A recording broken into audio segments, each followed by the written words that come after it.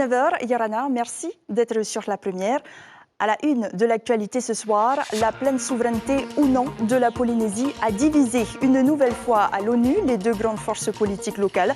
La délégation du Tavini Huir Atira plaide pour un programme de décolonisation quand Edouard Fritsch rappelle les multiples pouvoirs que confère au territoire le statut d'autonomie. Entre les deux, la France continue de pratiquer la politique de la chaise vide à New York. Aberration écologique et désastre humain pour certains, aubaine économique pour d'autres. La Coupe du monde de football au Qatar ne fait pas l'unanimité.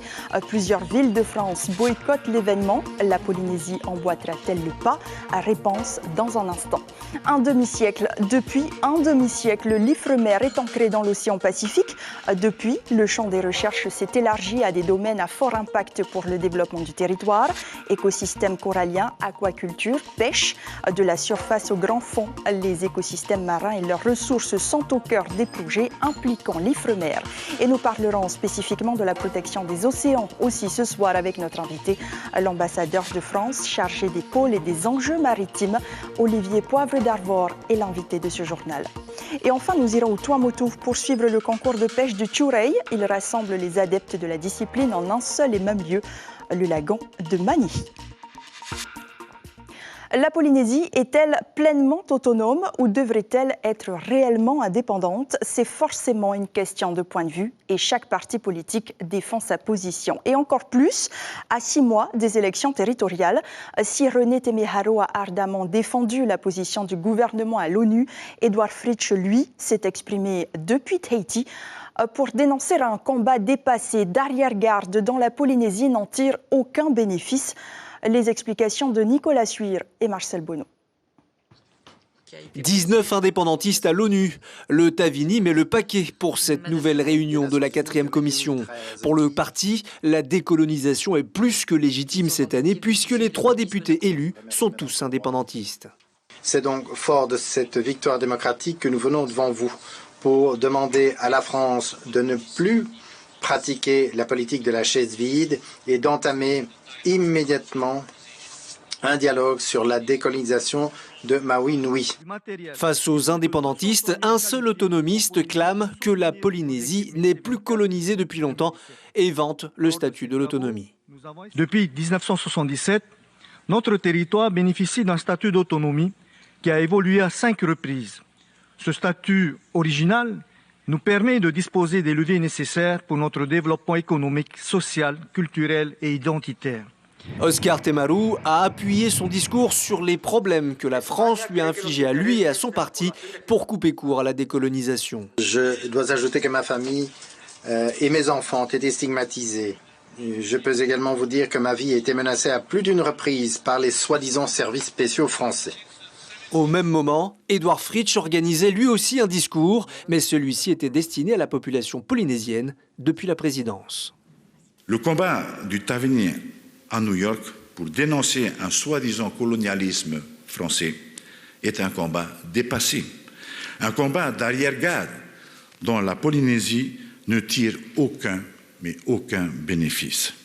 Un deuxième discours dont le but était très clair pour le politologue Semir Alouardi. Nous sommes ici dans un champ médiatique occupé par les indépendantistes parce qu'ils sont allés en force à New York et par les autonomistes qui doivent évidemment dire leurs mots.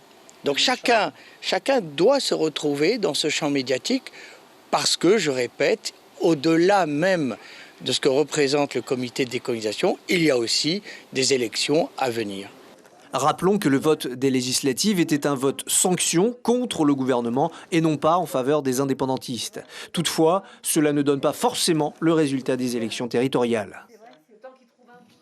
Rappelons aussi qu'aux dernières élections, plus de 110 000 électeurs s'étaient exprimés sur plus de 206 000 inscrits. Dans moins de 2 mois, la Coupe du monde de football débutera et avec elle, le faste d'un événement planétaire. Mais depuis quelques jours, les critiques s'intensifient à mesure que se rapproche le mondial. Des voix appellent au boycott pour dénoncer une aberration écologique et un désastre humain. À Tahiti, les avis sont partagés car certains voient dans l'événement une aubaine économique. Stéphane Ratino, Jérôme Lee. Des écrans pour le frisson et la Coupe du Monde de football est toujours ce langage universel où la passion des victoires côtoie le drame des défaites. Mais cette compétition-là au Qatar fait polémique. Fermer les écrans, pas de rassemblement, certaines villes en métropole vont couper le courant. Comme d'autres, ça va me chagriner, je regarderai les résultats, j'écouterai les résultats, mais je ne suivrai pas la campagne et quel que soit le résultat final. C'est ma manière modestement de montrer non. Il y a des limites pour lesquelles, au bout d'un moment, il faut dire ça suffit, il faut qu'on s'arrête. À Papeete, les amoureux du ballon rond se préparent à la compétition. Ils n'ignorent rien du débat public, mais ils pensent que la revendication aurait dû être faite dès l'élection du pays hôte. Il aurait fallu vraiment le faire à la source dès le début, quoi. Voilà ce que je pense. Les clients, qu'est-ce qu'ils veulent ? Ils veulent voir du football ? Alors les clients, ils veulent voir du football, oui. Si j'imaginais que je rentre dans le truc où je passe pas les matchs, je vais me faire lyncher. D'habitude, c'est les amis, les bars, les fan zones. C'est comme ça qu'on regarde une Coupe du Monde. Hein. Les Polynésiens, ils attendent ça. La retransmission dans des situations comme ça. C'est un moment de joie, place au football. C'est du partage en fait. Le foot est un sport universel devenu un enjeu de géopolitique. La limpidité de ses règles et l'évidence de sa présence en font un miroir grossissant de nos vies contemporaines, de l'état de nos sociétés. Les politiques veulent certainement se faire bonne conscience en annonçant le boycott de l'événement et surtout en ne mettant pas en place les grands écrans sur les places publiques. Ceci étant dit, sur le fond, il faut effectivement s'interroger sur les vies humaines qui ont été détruites par des chantiers gigantesques. Mais ce débat n'est certainement pas clos. Le foot, lui, en tant que tel, c'est pour dans 1 mois et demi. La 22e édition de cette compétition se déroulera du 20 novembre au 18 décembre au Qatar donc. L'IFREMER, l'Institut français pour l'exploitation de la mer, célèbre aujourd'hui ses 50 ans d'existence dans le Pacifique. Il est implanté en Polynésie et en Nouvelle-Calédonie. Depuis 1972, cette structure contribue par ses travaux et expertises à la connaissance des océans, à la surveillance du milieu marin et au développement durable des activités d'exploitation des ressources maritimes. À titre d'exemple, la culture de l'huître perlière face au réchauffement climatique. Visite guidée avec James O et Hubert Liao. Dans ce local de l'Institut français de recherche pour l'exploitation de la mer, les scientifiques étudient l'huître perlière sous toutes ses formes. Objectif, comprendre afin de maîtriser parfaitement le processus de fabrication de la perle de culture. Dans chacun de ces bassins, on a des huîtres qui sont aimantées, donc avec des nucléus qui sont aimantés, et on suit en temps réel les mouvements de la perle sur des périodes plus ou moins longues, de quelques semaines à, pour certaines, 6 mois, voire 8 mois de greffe. Plus la rotation va se faire de manière axée, plus la perle va avoir tendance à avoir une forme de goutte. Quand la rotation est complètement aléatoire, le dépôt de minéral va se faire aussi de manière relativement aléatoire et on aura une perle qui sera plus ronde. Mais l'huître perlière n'est pas la seule espèce marine présente dans ces bassins. Sa cousine, l'huître de roche, fait l'objet d'études aux fins d'exploitation pour développer davantage l'aquaculture au Fénois. On a différentes choses dans ces bassins. Ici, typiquement, on a 2 espèces d'huîtres. Donc on a l'huître perlière dont on a parlé, que vous connaissez, et on a l'huître de roche, Sacostrea cuculata. Donc en fait, IFREMER travaille en collaboration avec la DRM et des privés au développement de nouvelles filières aquacoles. Typiquement l'huître de bouche, l'huître comestible, celle que vous pouvez manger à Noël. Bénitier, huître ou encore rori, ces espèces présentes naturellement dans nos lagons sont pourtant menacées d'extinction. En cause, le réchauffement climatique, mais pas seulement. Partout dans le monde, la pollution plastique est vraiment une menace et forcément on s'est intéressé nous à la pollution plastique et l'importance que ça avait sur nos modèles et notamment sur l'huître perlière. Donc on sait qu'aujourd'hui ça peut avoir un problème sur le développement des huîtres perlières, sur leur fonctionnement, sur éventuellement leur reproduction. Donc à plus long terme, ça pourrait diminuer aussi le collectage, on n'en est pas là. Mais l'important maintenant c'est de trouver des solutions. Afin de mener à bien ses missions, l'IFREMER, qui fête aujourd'hui un demi-siècle d'existence dans le Pacifique, peut compter sur le soutien technique, financier et juridique du pays et de l'État. Et nous allons parler de la protection des océans maintenant avec notre invité Olivier Poivre d'Arvor. Yorana. Yorana. Merci d'être sur le plateau de Polynésie la Première. Alors on vient de l'entendre, la pollution plastique est un facteur clé du réchauffement climatique. Est-ce qu'aujourd'hui il est illusoire de penser que ce déchet disparaîtra totalement de nos vies ? Non, vous savez que 80% du plastique qu'on trouve en mer, et Dieu sait s'il y en a beaucoup, vient de la terre. Donc il faut juste qu'on arrête d'en consommer. Il faut arrêter d'en produire. À Brest, il y a maintenant 6 mois, le président Fritsch était là d'ailleurs à l'invitation du président Macron à l'occasion du One Nation Summit. Des nations du monde entier ont décidé de signer un traité qui va être signé en 2024 d'interdiction du plastique à usage unique en fait. Donc ça va beaucoup réduire. Mais c'est à tous un chacun, les industriels du tourisme notamment, et puis les consommateurs, de savoir que chaque fois que vous jetez une poubelle par terre ou une bouteille, elle va se retrouver dans l'océan. Et aujourd'hui, bon, il n'y a pas que la pollution plastique. L'océan va très mal. Et quand on sait que l'océan, c'est notre poumon, la planète, 30% de l'oxygène est produit là, séquestration de carbone, quand on sait la maladie qui attaque l'océan, l'acidification, l'élévation du niveau de la mer, de la chaleur, il faut vraiment faire attention. Car il est urgent d'agir. Vous vivez dans l'océan. Vous vivez grâce et à travers l'océan. Nous tous, grâce à vous, à vos 5 millions de kilomètres carrés. Et donc, il faut vraiment prendre soin de sa mer, oui. Alors, avec l'Ifremer et le CRIOB que vous avez eu l'occasion de visiter, la Polynésie peut-elle contribuer au développement de la France dans le monde en matière de recherche? Vous savez, moi, je crois beaucoup plus encore que la France. Je pense que vous, ici en Polynésie, avec le CRIOB, mais aussi l'Université de Polynésie, évidemment, qui fait un travail formidable, l'Ifremer, qui depuis 50 ans, vraiment est une marque mondiale. Est-ce que vous avez pu, sur la question de la crevette, sur la question de l'algue, on l'a vu sur la question de la perle, vous êtes ici vraiment un centre de production mondiale, scientifique, et en quelque sorte, vous pouvez devenir une sorte de Silicon Lagoon, comme la côte ouest. Il faut faire venir les meilleurs scientifiques, il faut les aider, il faut financer des recherches. Et ces recherches vont nous permettre de combattre le cancer et vraiment de savoir en effet ce qu'on a au fond des océans qui recèlent des tas de ressources génétiques, minérales importantes pour la santé humaine. Alors justement, comment importer ces recherches au niveau national et international? Je pense que vous avez maintenant une qualité de la recherche qui fait qu'elle est connue dans le monde entier. 30% des recherches sur beaucoup de sujets sont produites à partir de cette partie du Pacifique Sud.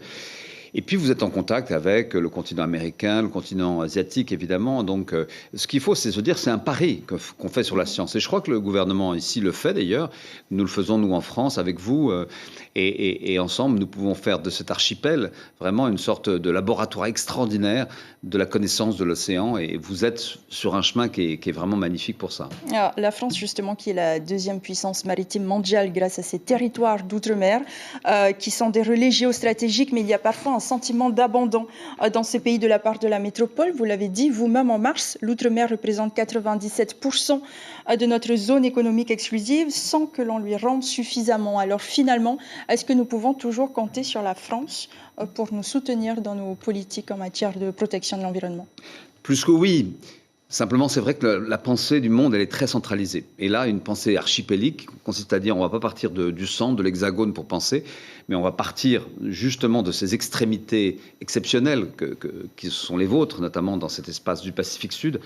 Si on renverse le raisonnement, évidemment, si on pense à partir de la Polynésie et puis pas uniquement à partir de ma Bretagne natale, ça ira mieux. Et donc, je crois que ce mouvement est en route et je crois que vous portez cette ambition-là. C'est franchement réalisable? Oui, vous l'avez prouvé. Vous l'avez prouvé, y compris d'ailleurs dans l'évolution du statut de la Polynésie, avec une autonomie. On a vu les débats qu'il y a à New York aujourd'hui, une autonomie qui est réelle. Mais que la France mette en place des politiques en s'adaptant aux spécificités locales. Je crois que le président Macron, quand il est venu il y a un an, je suis son envoyé spécial pour les océans, évidemment, je ne vous dirai pas le contraire, mais il me semble, a pris vraiment conscience de ce que vous représentez, pas uniquement en termes stratégiques, mais en tout cas en termes de culture aussi, de l'enrichissement d'un patrimoine que vous avez su faire vivre et qui honore la France. Et nous sommes à la fois fiers et impressionnés par la manière dont ces peuples, ces 5 archipels ont réussi à être au monde, comme disait Édouard Glissant. Être au monde, vous l'êtes. Alors, ces derniers temps, il y a eu beaucoup de sommets d'engagement, de promesses. Vous parliez de ce sommet qui s'est tenu à Brest au début de l'année, mais dans les faits, est-ce que les actions seront réellement concrétisées ou est-ce que c'est juste des ambitions de façade? Pas du tout. Vous savez, je vous l'ai dit sur le traité plastique, donc 2024, interdiction à l'échelle mondiale du plastique à usage unique. Suite au sommet de Brest, l'interdiction des subventions à ce qu'on appelle la pêche illicite ou illégale, notamment la surpêche, des grands bateaux qui vont racler le fond des océans, et puis des grandes mesures sur l'élévation du niveau de la mer, le changement climatique. On est dans un moment très compliqué aujourd'hui. Dérèglement climatique, élévation du niveau de la mer, 1,50 m peut-être à la fin 2100, mais aussi des règlements géopolitiques, on le voit bien. Et donc aujourd'hui, nous, vous, ensemble, nous sommes une puissance d'équilibre. Et notre engagement sur l'océan, il va se manifester non seulement à Brest, mais il va se manifester l'année prochaine à Papeete, et puis après, en 2025, quand la France va être l'hôte de la 3e conférence des Nations Unies sur l'océan.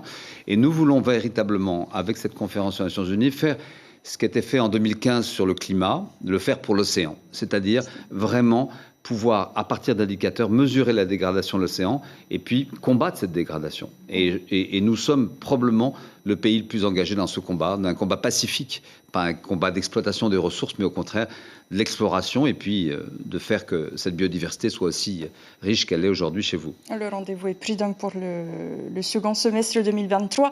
Pour terminer très rapidement, que pensez-vous de ce moratoire que le président du pays présentera à l'Assemblée de la Polynésie? Il interdit toute exploitation des fonds marins pendant 30 ans.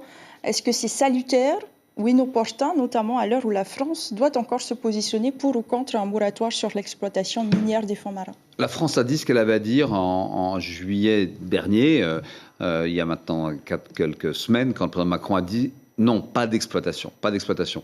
Alors, ça peut prendre des formes de moratoire, et je comprends tout à fait la position du président Fritsch, qui est aussi celle de pays comme Palau ou comme les Fidji d'ailleurs. Nous, notre position à l'autorité des fonds marins, qui est à Kingston, c'est de dire pas d'exploitation, car aujourd'hui, nous ne savons pas, en effet, si nous n'allons pas détruire des écosystèmes extrêmement précieux. De l'exploration, certes, comme le fait l'Ifremer. Et donc, je pense que qui mieux que ceux qui vivent ici, et le président l'incarne, sait qu'en effet, il faut certainement prendre son temps, en tout cas. Prendre son temps. La Polynésie qui a de toute façon les compétences. Merci beaucoup, Absolument. Olivier Poivre d'Arvor, d'avoir été avec nous ce soir. Nous vous donnons rendez-vous donc l'année prochaine. Absolument, pour un grand sommet qui, j'espère, fera date. Vous verrez, on aura l'occasion d'accueillir de très nombreux leaders du monde entier, notamment des forums des îles Pacifiques qui seront à Papeete, au centre du monde, comme vous l'êtes. Merci beaucoup. Un événement que nous suivrons de très près, évidemment. Un nouvel hélicoptère Dauphin qui remplace l'Alouette 3 est arrivé au Fénois par un porte-conteneur civil de Tossu-le-Noble, dans les Yvelines. Tout juste sorti de dédouanement, il a été livré à la base aérienne du groupement aéronautique militaire du FAA. Une machine qui était très attendue par le personnel détaché de la 34F embarqué à bord du Prairial. Les phases de déballage et remontage vont maintenant débuter, mais aussi des tests en vol et au sol seront également réalisés. En tout état de cause, le Dauphin du Prairial devra être opérationnel pour la nouvelle mission du navire prévue début novembre. Le chef de projet nous en dit plus au micro de Jacques Damour. Nous livrons, comme vous voyez, le Dauphin N3 pour la Marine nationale. Donc nous venons de le débarquer du porte-conteneur, livré sur le site du GAM, et nous allons procéder à son remontage. Donc vous voyez qu'il est en pièces, pas tout à fait en pièces détachées, mais il manque quelques attributs majeurs comme les pales, le haut de la dérive et le plan fixe horizontal. Donc les techniciens vont remonter tout ça et nous allons réaliser les différents vols pour vérifier que l'ensemble fonctionne bien. Et à Reivava, une vingtaine de touristes s'est retrouvés bloqués dans l'archipel à cause de la grève des pompiers qui a impacté lourdement le trafic aérien inter-îles.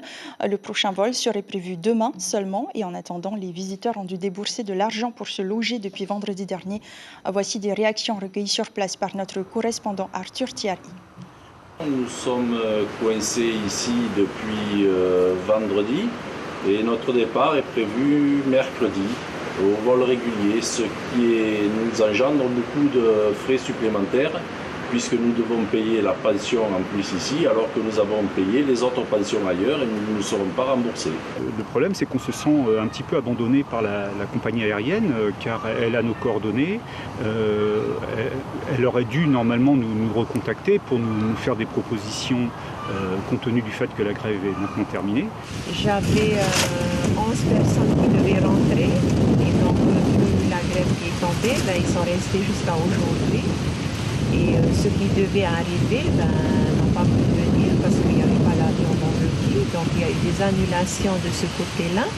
Et en même temps, j'ai les 11 avec moi là jusqu'à mercredi. On reste dans les îles, dans un autre archipel, les Tuamotu, à Manihi. Il est depuis cette année un rendez-vous incontournable, le concours de pêche libre. Il rassemble les meilleurs pêcheurs, amateurs et professionnels dans le lagon. Tous ont un seul objectif, capturer le plus de poissons possible. Pounoua Toti était sur place pour notre rubrique à Haïfénois.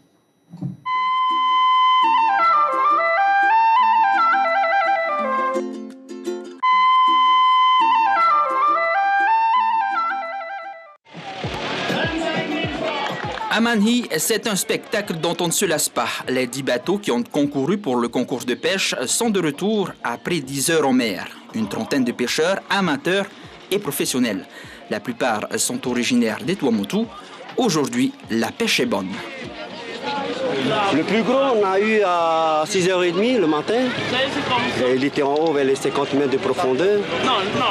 Et le deuxième, on a eu le deuxième tomblon à 180 mètres de profondeur, comme il était après-midi un peu vers les 3 heures. Au palmarès de la pêche miraculeuse, c'est Ari Lancel qui remporte le Grand Prix, suivi de Thiegoma avec le prix du plus gros temps. Il aura fallu plus de 2 heures de pêche à la ligne pour amener un temps de 25 kilos. Je suis très content aujourd'hui parce que c'est la première fois que je gagne à ce compète-là. Mais il n'y a jamais deux occasions comme ça. Il n'y a jamais deux. Mais je remercie tout le monde, l'organisateur, le président de la pêche. Mais à tout le monde aussi, merci quand même pour aujourd'hui. Et donc le regagnant a gagné 100 000 francs aujourd'hui pour le plus gros espadon, 25 000 pour le plus gros temps, 20 000 pour le plus gros membré. C'est une première pour l'organisateur de l'événement, un concours de pêche qui ravit également les habitants de l'île de Manihi. Suite à la demande des bateaux qui ont emmené les rameurs l'année dernière, ils nous ont demandé si on ne pouvait pas organiser un concours de pêche la veille, comme à Hawaii Kinui. Donc on a essayé de mettre en place cette année, c'était un test. On voit que c'est une réussite et donc on va reconduire tout ça. Avec tout le monde qui est là, on est heureux de les recevoir sur notre atole pour cet événement. Près de la marina, ce sont les femmes qui démontrent leur force sur un concours de décortiquage de noix de coco.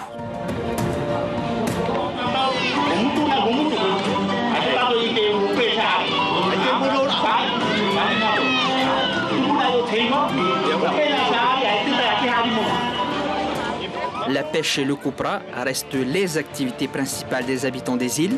Prochaine édition du concours de pêche prévue en avril 2023 avec le Teito Manihi.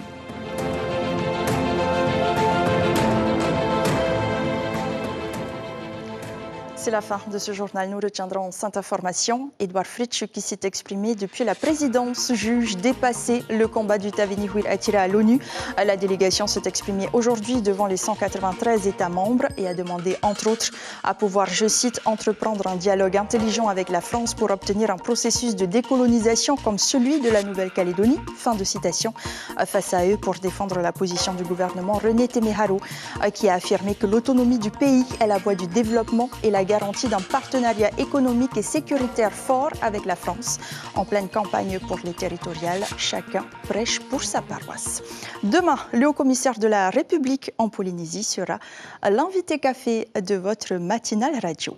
À la une de votre quotidien, mercredi, Zimex en piste aux Marquises. À suivre sur vos écrans, une comédie sentimentale. D'abord, un profil pour deux, puis Les Miss n'ont peur de rien et enfin de nouveaux épisodes de la série This Is Us. Merci de votre fidélité, très belle nuit et à demain.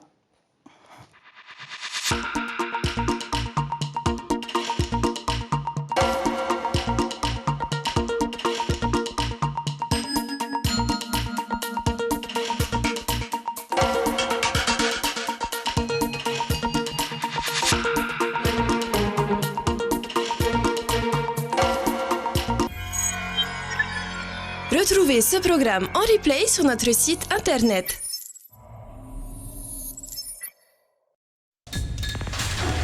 L'information en continu sur Polynésie la première, internet et réseaux sociaux.